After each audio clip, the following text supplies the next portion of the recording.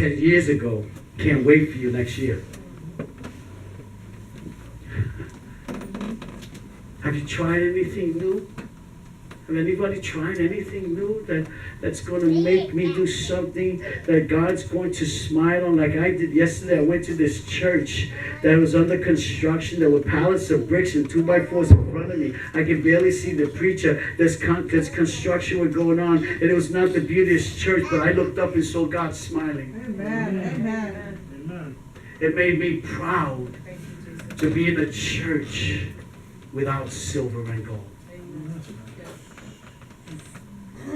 Be proud of who you are. Get rid of your silver and gold. Get rid of your looks from the world. Get rid of what makes your mirror, makes you fancy. And start being the resemblance of Jesus Christ. Amen. Imitate his look. Amen. Have his beard. Have his fiery eyes. Amen. Have his voice. Amen. Hear his trumpets. Jesus. Hallelujah. Look in the real mirror. Take the fog out. Clean that bad boy up. And then look in that mirror and say, I am a child of God and I will take nothing less.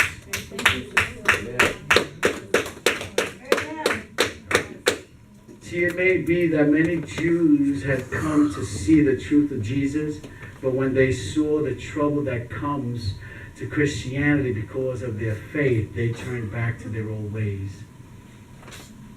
When many people come from another church here and they hear the truth, they run back to the old church because that's their old ways, because they have not heard the truth.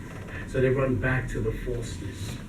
Many people that heard this today, that you got to get up on your feet and start getting the righteousness of God in you and stop being right because you don't know the definition of right. The right of the world does not belong to God. But the righteousness of God belongs to him, and that's where you should inherit. You have the right to God.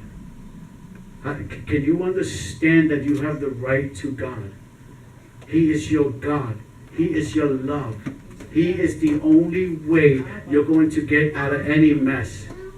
Listen, I'd rather die calling God's name, drowning in quicksand, and losing my breath, and knowing that when I open up my breath again, it's going to be spiritual and holy. I told women with breast cancer, they says, well, there's no cure. I says, okay, you keep thinking that, but just remember this because you're casting demons in your own breast. Says, you're going to die with that curse. But make sure your heart is with God. Amen. So this way, when you wake up, you're waking up in the glory of God. You're not waking up with the demons, but you're waking up not in the fiery furnace, but you're waking up with Jesus Christ, with his grace in your heart. Amen. You're going to wake up and smell his aroma. You see, when they had incense at the tabernacle, way back in the time of Moses, in the holies of holies, before you get there, they had a bowl like this, and they used to have incense. The incense was the refreshing. Before you go and you pray, you smell the refreshing of God's perfume and his love and his holiness.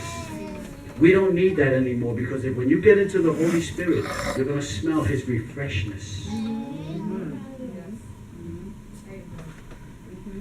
I know I lost a lot of people right there, but that's okay. See, because even if I lost you a little bit and you feel like this is now getting boring, you see, my train is still going. My train is still going. It ain't that midnight train to Georgia. It's that midnight train to heaven.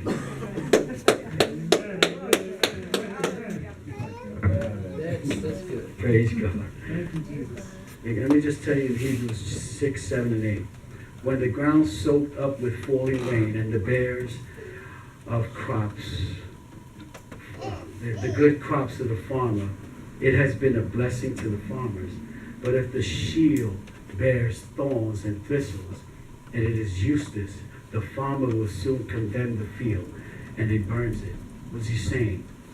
If this church don't get on his P's and Q's and start praying and start getting to know that he is Lord, he has said, and I will follow him, he will take the church and he will burn it.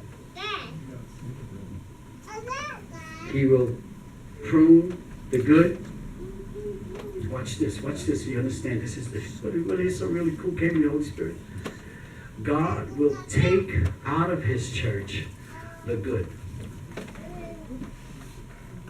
And then he'll cast the church, and he'll cast it to lake of fire. How do I know that? How do I know that? Revelations. The candlesticks is the pastor. He says he's going after the church.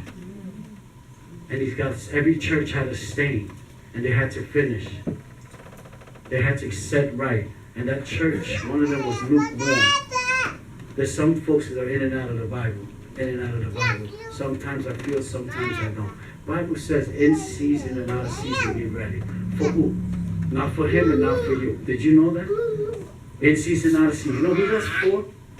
For when my brother over there with the striped shirts comes and asks me a question about God, I'm ready to answer him. Or my brother over here. What's your name, brother? Yeah.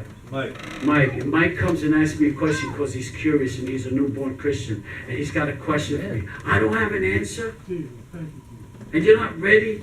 And 6 years already, you've been in ministry, 5 years already, and you don't have it, even a year, and you don't have an answer. What is that? What does that mean? I'm a Christian, I'm a believer, but I don't have an answer. What are you still got him nailed to the cross? If he's nailed, he sits at the right hand of the Father, and he's resurrected, and he has resurrected, and he has resurrected, and he has resurrected. Do you hear me, church? Well, you some dead church, because I'll tell you something. When I hear resurrection, I become alive. When Jesus Christ came floating back to his Father, sat at the right hand of the Father, it was time for me to study. Amen. I had to be ready when you ask me a question, because it'd be a shame whether I am here. I gotta do this because you know, or I'm here sitting with her. That's the preacher talking. Jesus Christ is up there right now. He's probably saying, are you guys really ready? Did you hear what the minister said? When you're ready, are you ready? Because someone's going to ask you a question. You've been with me so long and you don't have the answer. Shame on you. Not everybody is going to have the answers. But at least when I answered, I said, I don't know. But if you give me a day to study, I will. You see, I still answered. Because when I answer the truth that I don't know. Some ministers and some people give you the wrong answer. And you're going to take it and go with it. Because that's the answer he gave you.